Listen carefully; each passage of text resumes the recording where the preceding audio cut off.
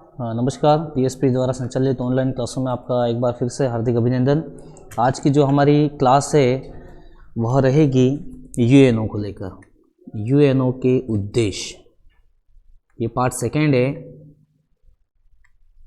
कल हमने जो क्लास की थी, इस क्लास में हमने बात की थी कि यूएनओ का निर्माण जो विभिन्न चरणों में हुआ था, लगभग 8 चरण मैंने बताए थे। उससे आगे आज फिर से हम शुरू कर रहे हैं कि यूएनओ संयुक्त राष्ट्र संघ के उद्देश्य क्या थे। तो संयुक्त राष्ट्र संघ के उद्देश्य के बारे में अगर हम बात करें तो इसके उद्देश्य निम्नलिखित हैं। नंबर 1 की बात करें तो जो संयुक्त राष्ट्र संघ है उसका प्रमुख उद्देश्य ये है सामूहिक सुरक्षा व्यवस्था। पहले उद्देश्य की बात कर रहे हैं हम, सामूहिक सुरक्षा व्यवस्था। हम जानते हैं कि जो यूएनओ की स्थापना हुई थी द्वितीय विश्व युद्ध के बाद हुई थी, और इसी पर्पज से इसकी स्थापना की गई थी कि सामूहिक सुरक्षा व्यवस्था द्वारा अंतर्राष्ट्रीय शांति को बढ़ावा देना है।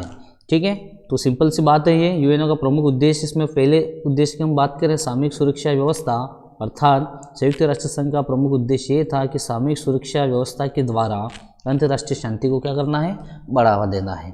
चलेगा। दूसरे उद्देश्य की अगर हम बात करें तो अंतर्राष्ट्रीय जो विवाद हैं, अंतर्राष्ट्रीय विवादों का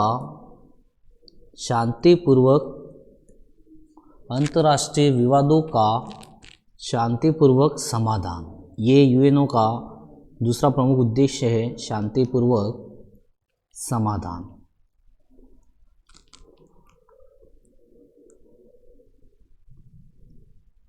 तो यूएनओ का जो दूसरा उद्देश्य हमारा वह है कि किन्हीं दो अगर देशों में आपसी विवाद है तो ये जो विवाद है वो युद्ध में नहीं बदल जाए। ठीक है, इसी के लिए ये क्या कर रहे हैं कि दोनों देशों को समझाएंगे और उनमें जो विवाद चल रहा है विवाद का शांतिपूर्वक यहाँ पर वो क्या करना चाहते हैं, समाधान करना चाहते हैं।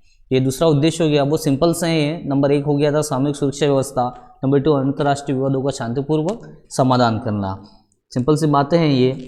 नंबर 3 की बात करें तो उपनिवेशवाद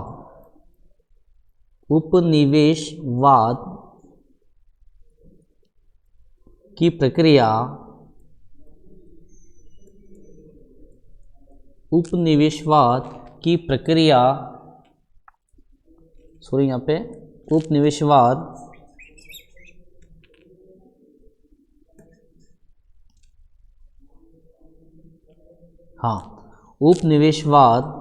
के विघटन की प्रक्रिया को शुरू करना।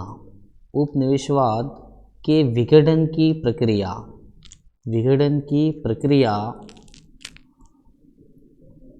को शुरू करना। ठीक है, तीसरे उद्देश्य की बात कर रहे हैं, उपनिवेशवाद के विघटन की प्रक्रिया को क्या शुरू करना। अब यहाँ पर बात ये आ रही है कि उपनिवेशवाद होता क्या है। ठीक है, हम सब जानते हैं कि जो ब्रिटेन था, ब्रिटेन ने लगभग बहुत सारे देशों को अपना क्या बना रखा था, गुलाम बना रखा था। मतलब एक देश के द्वारा किसी अन्य देश पर जो अधिकार कर लिया जाता है उसी चीज़ को हम क्या कह रहे हैं, उपनिवेशवाद कह रहे हैं। ठीक है, तो उपनिवेशवाद की जो प्रक्रिया थी, बहुत सारे देश जो अन्य देशों के कब्जे में थे उसको स्वतंत्रता देने की प्रक्रिया यहाँ से क्या हो गई, शुरू होगी। हम सब जानते हैं कि 1945 के बाद लगभग बहुत सारे देश यहाँ पे क्या होते हैं, आज़ाद हो रहे हैं। फॉर एग्जांपल यहाँ पर भारत 1947 में, श्रीलंका, ऐसे बहुत सारे देश क्या हो गए कि यूएनओ की जो स्थापना होती है उसके बाद ये क्या हो रहे हैं, स्वतंत्र हो रहे हैं। तो यूएनओ का एक प्रमुख उद्देश्य ये भी है कि जो उपनिवेशवाद की प्रक्रिया है, ठीक है, उसको क्या करना है, समाप्त करना है। चलिएगा, नेक्स्ट उद्देश्य की हम बात करें, चौथे उद्देश्य की अगर हम आपस में बात करते हैं तो यहाँ पर है सामाजिक, आर्थिक व सांस्कृतिक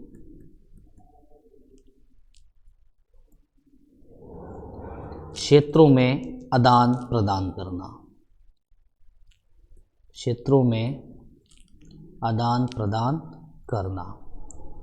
ठीक है, कि यूएनओ का एक प्रमुख उद्देश्य ये भी रहा है कि विश्व के जो अन्य देश हैं, इन देशों में सामाजिक, आर्थिक व सांस्कृतिक क्षेत्रों में भी क्या होना चाहिए, आदान प्रदान होना चाहिए। ठीक है, पांचवा जो उद्देश्य की अगर हम बात करें तो नई अंतर्राष्ट्रीय आर्थिक व्यवस्था को लागू करना। नई अंतर्राष्ट्रीय आर्थिक व्यवस्था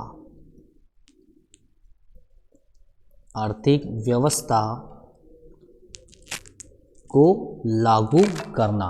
ये एक इम्पोर्टेंट बात है यहाँ पर कि जो नई अंतर्राष्ट्रीय आर्थिक व्यवस्था है, जैसे हम अभी बाद में करेंगे, WTO की स्थापना होती है, गेट्स की स्थापना हो रही है, आसियान बना, बहुत सारे ऐसे संगठन हैं, हमारे सिलेबस में भी है, हम बात करेंगे इसको लेकर आगे।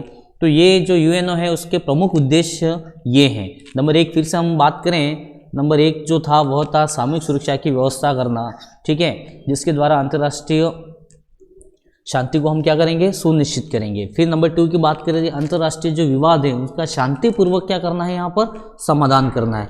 तीसरा, जो उपनिवेशवाद के विघटन की प्रक्रिया को यहाँ पर क्या करना, शुरू करना, मतलब जो अन्य देशों को गुलाम है उन देशों को धीरे धीरे अब क्या करवाना है, आज़ाद करवाना है। सामाजिक, आर्थिक व सांस्कृतिक क्षेत्रों में आदान प्रदान यहाँ पर करना है और नई अंतर्राष्ट्रीय आर्थिक व्यवस्था को क्या करना है, लागू करना है।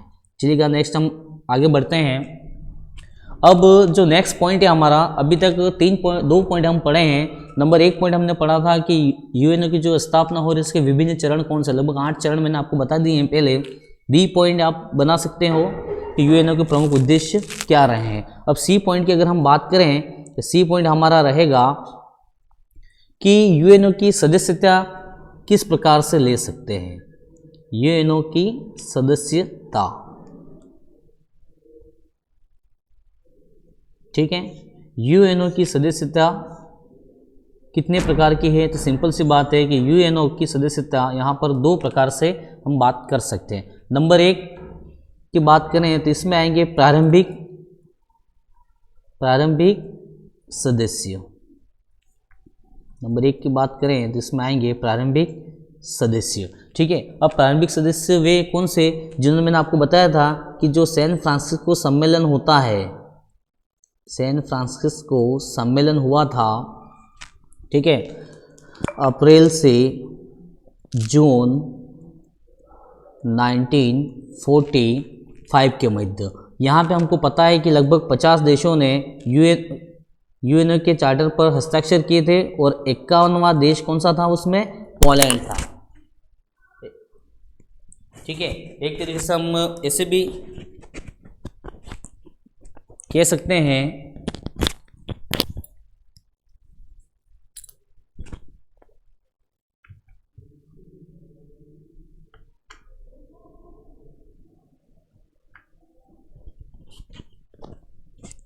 थोड़ी टेक्निकल प्रॉब्लम आ रही है, हाँ जी। एक तरीके से हम ये कह सकते हैं कि देखो UNO की सदस्यता की बात कर रहे हैं तो 2 प्रकार के सदस्य इसमें शामिल है। नंबर 1 प्रारंभिक सदस्य, ये वे सदस्य थे जो UNO का अंतिम चरण था सैन फ्रांसिस्को और उसमें UNO के चार्टर पर हस्ताक्षर किए थे। इसमें लगभग 50+1 इसलिए लिखा क्योंकि पोलैंड अंतिम सदस्य था, ये भी पॉइंट ऑफ जीके से हमको याद रखना है। तो नंबर 1 तो इसमें हो गए टोटल 51 सदस्य हो गए, ठीक है। अब दूसरे वे सदस्य हैं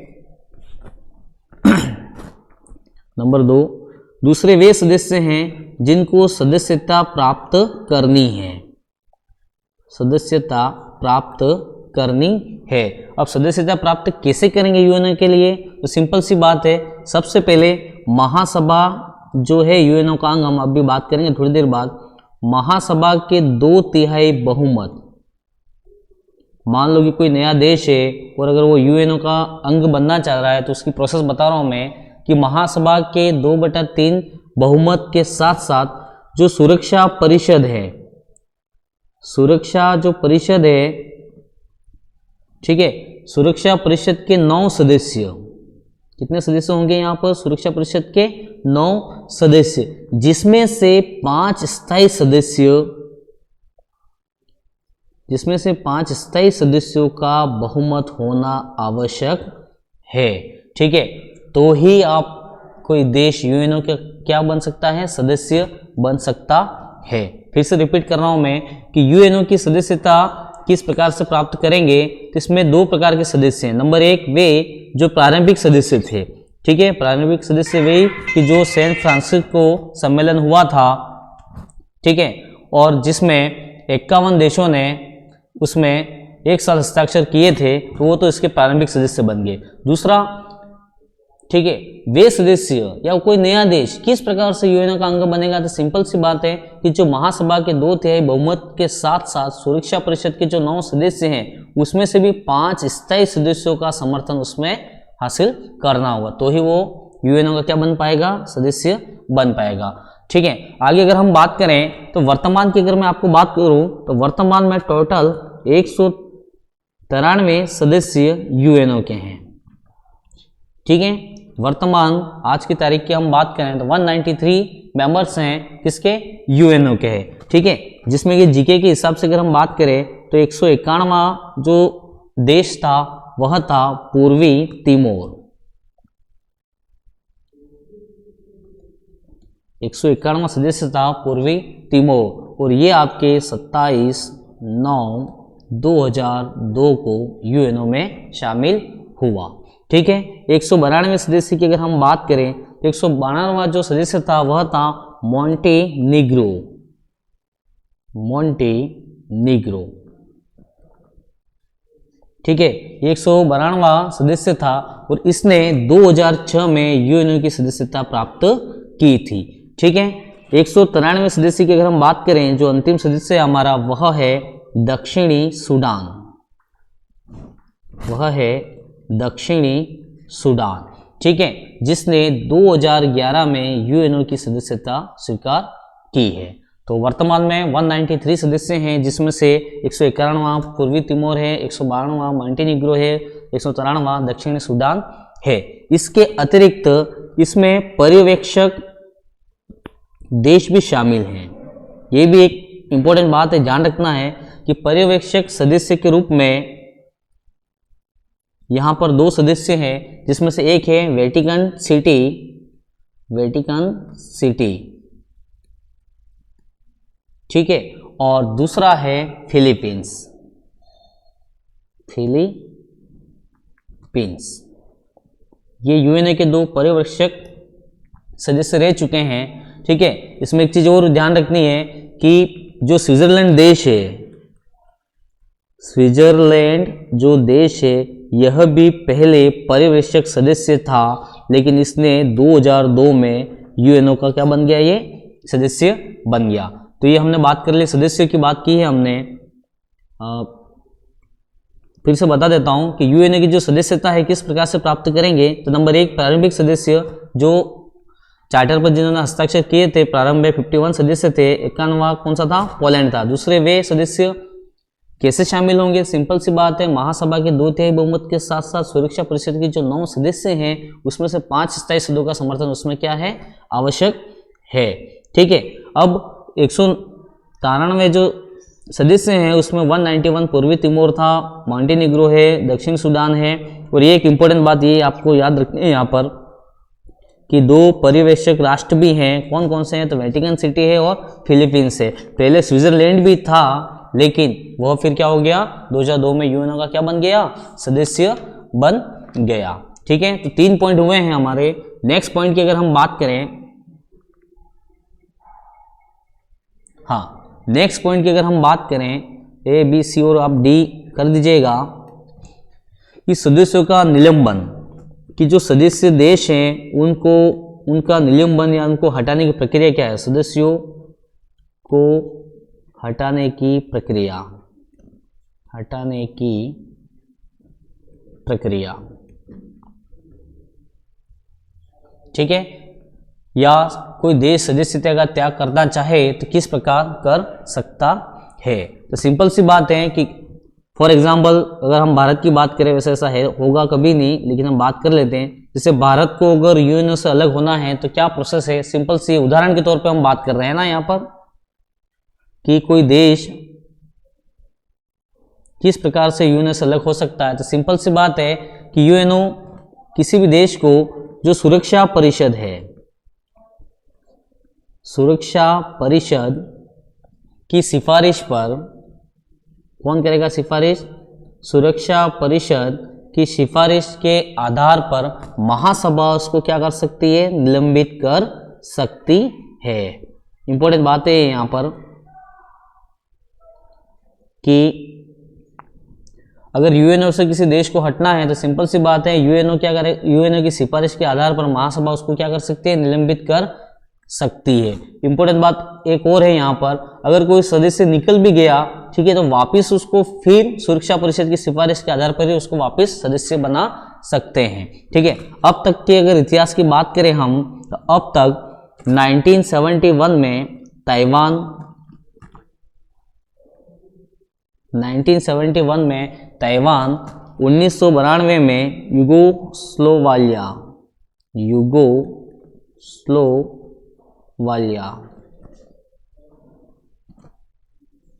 ठीक है, और 1998 की बात करें तो 1998 में कंबोडिया,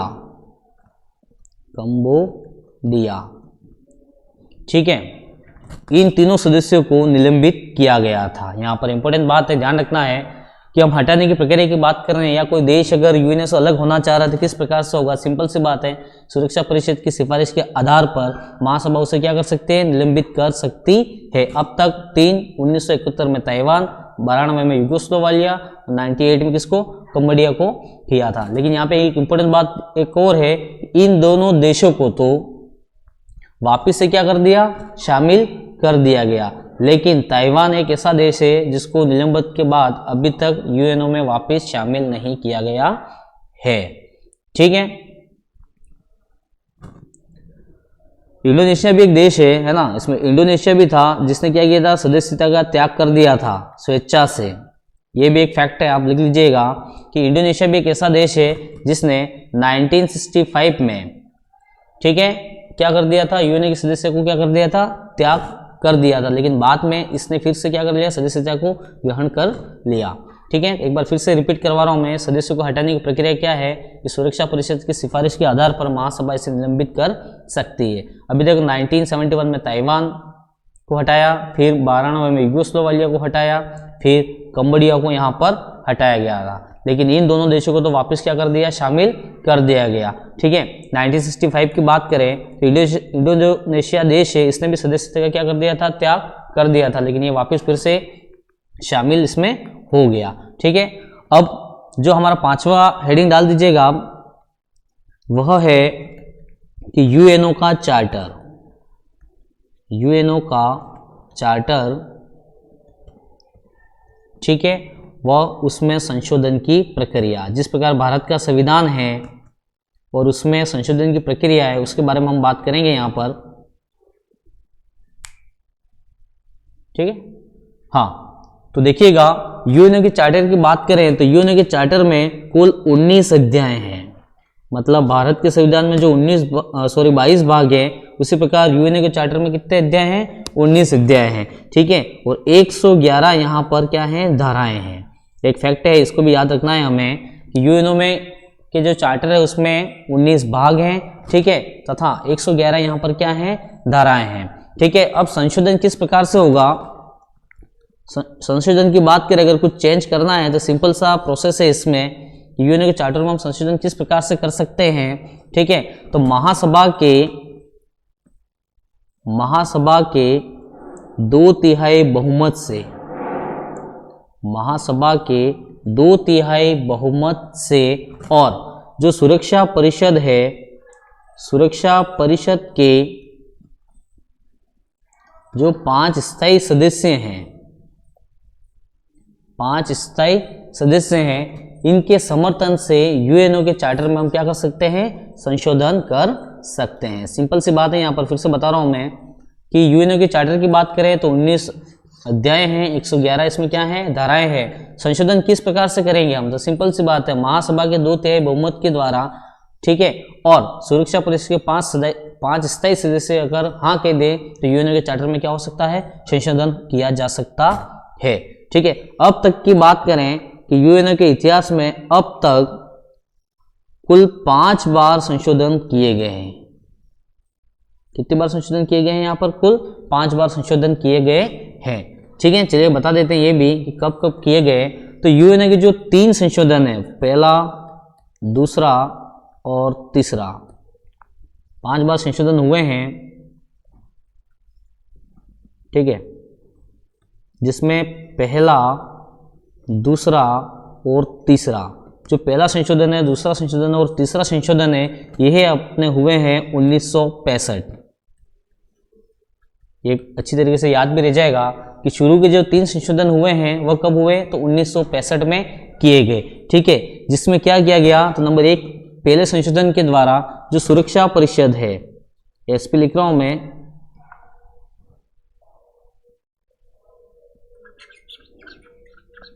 हाँ चलिएगा फिर से, कि जो पहला संशोधन था इसके अंतर्गत क्या किया गया कि सुरक्षा जो परिषद है, सुरक्षा जो परिषद है हमारी, ठीक है, इसमें अस्थायी जो सदस्य हैं, इसके सदस्यों की संख्या, अस्थायी सदस्यों की संख्या, सदस्यों की संख्या 6 से 10 कर दी गई। ठीक है, तो पहला संशोधन कब हुआ, 1965 में हुआ। इसके द्वारा क्या संशोधन किया गया कि सुरक्षा परिषद में 5 तो स्थायी सदस्य हैं, ठीक है, और बाकी जो अस्थायी सदस्य हैं उनकी संख्या 6 से क्या कर दी गई, यहाँ पर 10 की गई। ठीक है, दूसरा जो संशोधन हुआ उसमें यह निर्णय लिया गया कि जो सुरक्षा परिषद है, जो सुरक्षा परिषद है, ठीक है, उसमें 7 के स्थान पर 9 मत अनिवार्य किए गए, 7 के स्थान पर 9 मत अनिवार्य किए गए। ठीक है, एक इंपॉर्टेंट बात ये भी है, सिंपल सी बात है यहाँ पर, शायद इतना डिटेल में हम जा रहे हैं यहाँ पर, कि पहला संशोधन में सुरक्षा परिषद के अस्थायी सदस्यों की संख्या 6 से 10 की गई। उसके बाद जो दूसरा संशोधन हुआ था उसमें यह निर्णय लिए गए कि 7 के स्थान पर कितने मत अनिवार्य होने चाहिए, 9 मत अनिवार्य किए गए। ठीक है, और तीसरे संशोधन के द्वारा जो सामाजिक व आर्थिक परिषद है, सामाजिक व आर्थिक परिषद है, ठीक है, उसकी संख्या 18 से लगाकर कहां तक कर दी, 27 तक कर दी गई। मतलब यहां पर मेंबर बढ़ा दी गए। तीसरे संशोधन के द्वारा सामाजिक व आर्थिक जो परिषद थी उसमें 18 से मेंबर कितने कर दिए, 27 कर दिए गए। ठीक है, चलिएगा जो चौथे संशोधन की बात करें हम, कि जो चौथा संशोधन है यह हुआ था 1968 में हुआ था। ठीक है, और इसके द्वारा जो संशोधन की प्रक्रिया है इसमें सुधार किया गया, संशोधन की प्रक्रिया में सुधार किया गया। ठीक है, देखो 3 संशोधन 1965 में हो रहे। पहले के द्वारा सुरक्षा परिषद अस्थायी सदस्यों की संख्या 6 से 10 कर दी गई। दूसरे संशोधन के द्वारा सुरक्षा परिषद के जो 7 मेंबर थे उसके स्थान पर 9 मत अनिवार्य कर दिए गए। और फिर सामाजिक आर्थिक परिषद में 18 से सदस्य कितने कर दिए, 22 कर दिए गए। ठीक है, और 1968 में चौथा संविधान संशोधन किया गया, संशोधन यूएनओ में, जिसमें संशोधन की प्रक्रिया में सुधार की बात यहाँ पर की गई। ठीक है, और लास्ट जो 5वां है यह संशोधन किया गया था 1973 में किया गया। ठीक है, जिसके द्वारा जो सामाजिक व आर्थिक परिषद अभी बात की थी हमने, 5वें संविधान संशोधन में क्या किया गया कि जो सामाजिक व आर्थिक परिषद है इसके सदस्यों की संख्या तीसरे संविधान संशोधन के द्वारा कितनी की गई थी, 27 की थी, है ना। तो इसके स्थान पर इसकी कितनी कर दी गई, 54 सदस्य कर दिए गए। तो ये यहाँ पर 5 संशोधन, एक बार फिर से रिपीट करवा देता हूँ। अभी तक यूएनओ के चार्टर में कुल 5 बार संशोधन किए गए हैं। प्रथम जो 3 संशोधन किए गए थे ये किए गए थे 1965 में किए गए थे, जिसके द्वारा ये बातें की गई थी यहाँ पर। ठीक है, 1968 में चौथा किया गया जिसके द्वारा संशोधन की प्रक्रिया में सुधार की बात की गई यहाँ पर। और 1973 में जो 5वां संविधान संशोधन किया गया है उसमें सामाजिक आर्थिक परिषद की सदस्य संख्या 27 से कहाँ तक कर दी, 54 तक कर दी गई है। ठीक है, तो अभी तक हमने ये पढ़ लिया है। अब जो हमारी नेक्स्ट क्लास होगी उसमें यूएनओ के अंगों के बारे में हम बात करेंगे। Thank you.